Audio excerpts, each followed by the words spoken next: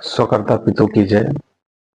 मैं एसी सर्वेंद्र आप लोगों के सामने थोड़ा लेट वीडियो लाया हूँ, लेकिन बहुत इम्पोर्टेंट वीडियो है। साथियों, हमारा जो आदिवासी समाज है, जितने भी हैं, कुछ लोग तो बैंक से परेशान हैं, कुछ असामाजिक तत्वों से परेशान है, कुछ नियम कानून से परेशान है। उसके बारे में हम बात करेंगे आज। हम आप लोगों से ये कहना चाहते हैं कि जो भी भाई परिवार हमारे आदिवासी समाज के हैं, यह लोग कोई भी ऐसा घटना ना करें जिससे इनके परिवार को दुखी होना पड़े। आपके पास एविडेंस है, आपके पास प्रूफ है, आपके पास डॉक्यूमेंट है, तो इसके बल पे आप सामने वाले को जवाब दीजिए। ना कि हमें किसी से लड़ाई करना, ना कि किसी से हमें झगड़ा करना है। और आपने अगर लोन लिया है, भर पा रहे हैं तो भर दीजिए, खत्म करिए मैटर। और नहीं भर पा रहे हैं, वास्तविक में आप अगर परेशान हैं, तो आप अपने ऊपर कोई गलत काम मत करिए, कोई भी सुसाइड का या कुछ भी ऐसा घटना मत करिए, क्योंकि आपके पास एविडेंस है, आपके पास प्रूफ है। आप उसको ढूंढिए, देखिए कहां पर है। आपके आदिवासी समाज में ही है, हमारे पास है, हमारे दादाजी के पास है। आप मिलिए, लाइए और उसको पेपर द्वारा सबमिट करिए सामने वाले को। अभी हमारे ऊपर आर्टिकल 13 जो बना हुआ है, आर्टिकल 13 सबके लिए बना हुआ है। हमें नहीं बोले, हमारे ऊपर सबके लिए बना हुआ। उसमें क्या क्या नियम है, क्या क्या धाराएं हैं, जरा पढ़िए, ध्यान दीजिए, क्योंकि हम लोग बहुत पीछे हैं और हम लोग के पीछे रहने की वजह से ही सब बहुत गड़बड़ी हो रही है। अभी देख लीजिए, मैं आपको एक चीज दिखा रहा हूँ। ये है स्टैम्प पेपर, इस पर लिखा हुआ है इंडिया नॉन जुडिशियल।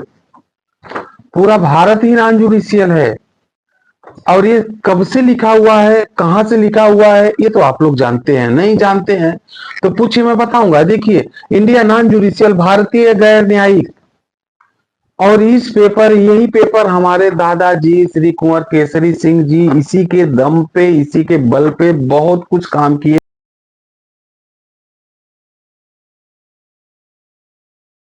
और आज भी हर जगह हो रहा है। जुडिशियल सिस्टम भी इसी को, इसी के बल पे काम कर रहा है, इसी पर एग्रीमेंट कर रहा है, इसी पर सब कुछ कर रहा है। ये तो हमारा सबसे बड़ा एविडेंस है, सबसे बड़ा प्रूफ है।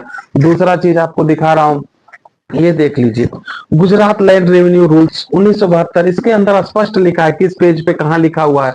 दूसरा है बॉम्बे ट्रेजरी 1960। इन बुक के अंदर आपको अपना नियम कानून के बारे में अच्छी तरह लिखा हुआ है। और ये जो हमारे ऊपर थोपा जाता है, वो हमारे ऊपर लागू होता है कि नहीं होता है, ये आपको पढ़ के जानकारी लेना है। नहीं लागू होता है। अब ये बताइए, कुछ लोग, कुछ जगह से इतना कॉल आ रहा है, इतने लोग परेशान हैं कि जिसका मैं बहुत, उनका बातें सुन के बहुत अफसोस में हो जाता हूँ। हमारे राजस्थान से कुछ मित्र हैं, उनका वीडियो मैं डालूंगा। उनके घर के लिए वो असमर्थ हो गए, पैसा भरने के लिए नहीं पैसा था उनके पास, तो बैंक प्रशासन ने उनका मिल के घर जब्ती कर दिया, सील कर दिया। ठीक है, सील कर दिया, उन्होंने तोड़ दिया ताला। ताला तोड़ना तो गुनाह हो रहा है, तो गुनाह हो रहा है तो उनके ऊपर केस होनी चाहिए, उनके ऊपर केस हो गया। अब केस होने के बाद उनके ऊपर जब एफआईआर हो गया और कोर्ट में केस हो गया, तो उस व्यक्ति ने मतलब ताला तोड़ने के बाद रहने लग गया। उस व्यक्ति के पास वापस वकील साहब ने 15 दिन, 1 महीने, 2 महीने में फिर से जब्ती ले गए। और फिर से जब्ती ले जाने के बाद पुलिस प्रशासन के तहत उसको बाहर निकाला। ये बहुत बड़ी घटना है और गलत है। जबकि सुप्रीम कोर्ट का मेरे पास एक पेपर है, ऑर्डर दिया है कि किसी के घर की जब्ती या किसी के मामले में पुलिस इंटरफेयर नहीं करेगी। पुलिस उसमें कुछ दखल अंदाजी नहीं करेगी। वहां पर पुलिस जाकर एक एक परिवार को बाहर निकाल रही है, वीडियो है हमारे पास। और पुलिस प्रशासन दूसरी बार जब्ती करवा रहा है बिना कोर्ट के आदेश का।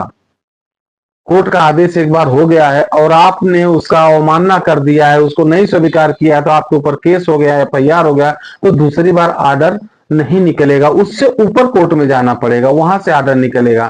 लेकिन कुछ वकील साहब जो हैं, कोर्ट कमिश्नर साहब जो बने हुए हैं, ये वापस जब्ती निकाल दे रहे हैं अपने हैंड से, जबकि जज साहब वहां से दूसरा ऑर्डर नहीं दिए हैं। ये अपने अपने हैंड से निकाल रहे हैं, अपने हैंड से जब्ती का ऑर्डर दे रहे हैं और पुलिस प्रशासन को लेके जा रहे हैं, जबकि ये अनलीगल कार्रवाई हो रही है। ये कार्रवाई नहीं होना चाहिए। इस पर गवर्नमेंट को, सरकार को, पुलिस प्रशासन को, सबको ध्यान देना चाहिए कि जो दूसरी बार जब्ती किए हैं वकील साहब, जो दूसरी बार जब्ती डाले हैं, कोर्ट कमिश्नर साहब जो आते हैं, वह जब्ती लीगल है कि अनलीगल है। क्योंकि जब उनका मामला कोर्ट में चल गया है और उन्होंने ताला तोड़ दिया है, तो फिर आप दूसरी बार जब्ती कैसे निकाल रहे हैं? दूसरी बार तो कोर्ट उनको फाइनल करके डिसीजन देगा ना कि आपने जो ताला तोड़ा वो गलत है। अब वहां पर इस बंदे के पास एविडेंस है, प्रूफ है, जिसने ताला तोड़ा तो साबित करेगा, ये साबित करके दिखाएगा कि हमने ताला क्यों तोड़ा है, क्या एविडेंस, क्या प्रूफ। अगर वहां पे गलत होता है, जज ने उसको गलत साबित कर दिया, तो उसका घर तो जाएगा। तो फिर आप उसके पहले क्यों वापस जब्ती कर रहे हैं माननीय कोर्ट के बिना ऑर्डर का?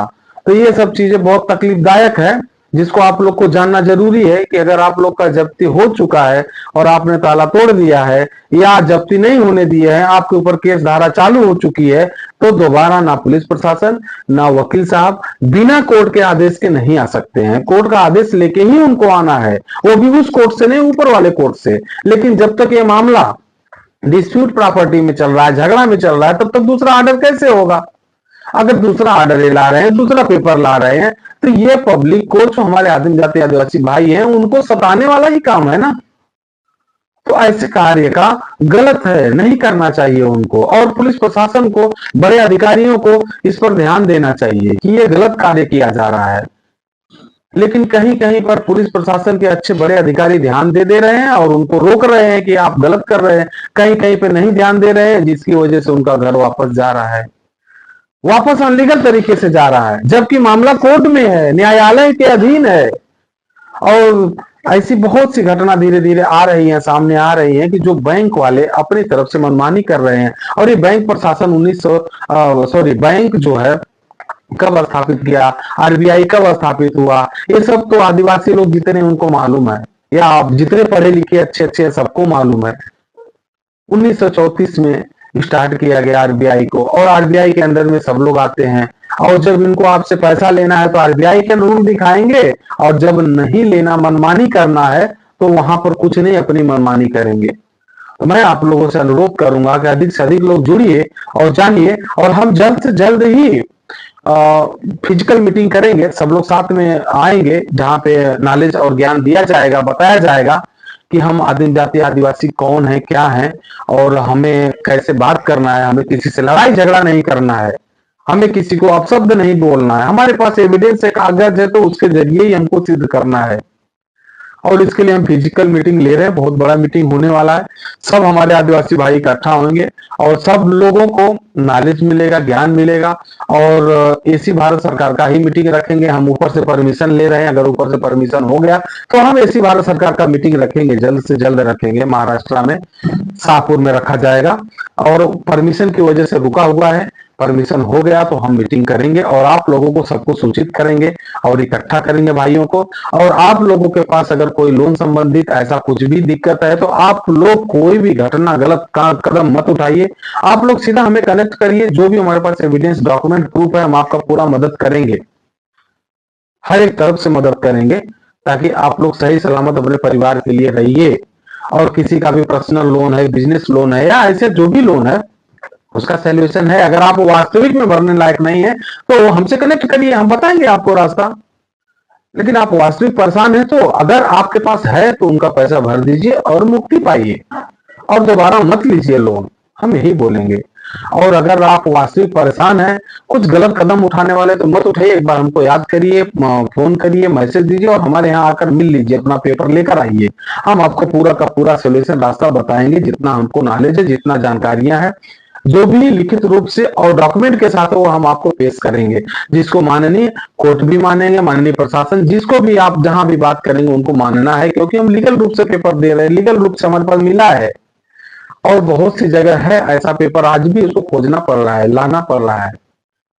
ठीक है, हम बात को अपने ही समाप्त करते हैं, और आप लोग से प्रार्थना करते हैं कि आप लोग कोई भी गलत कदम ना उठाएं। कृपया जल्द से जल्द जितने लोग ऐसे हमारे पीड़ित भाई आदिम जाति आदिवासी हैं, हमसे संपर्क करें और जुड़े। हम आसनगांव शाहपुर में रहते हैं, हमारा जिला थाने है, थाने जिला है, हमारा तालुका शाहपुर है, और आसनगांव में हम रहते हैं। कृपया हमारा नंबर इसमें रहेगा, आप कनेक्ट करिए, और जितने लोग हो सकते हैं उतने लोग जुड़िए। हमें अपने भाई परिवारों के साथ मिलकर काम करना है। हमें कोई भी ऐसा गलत कदम नहीं उठाना है जिससे किसी की आहत हो। हमें वही काम करना है जिससे हमारा फायदा हो, सामने वाले का फायदा हो, सबकी भलाई हो।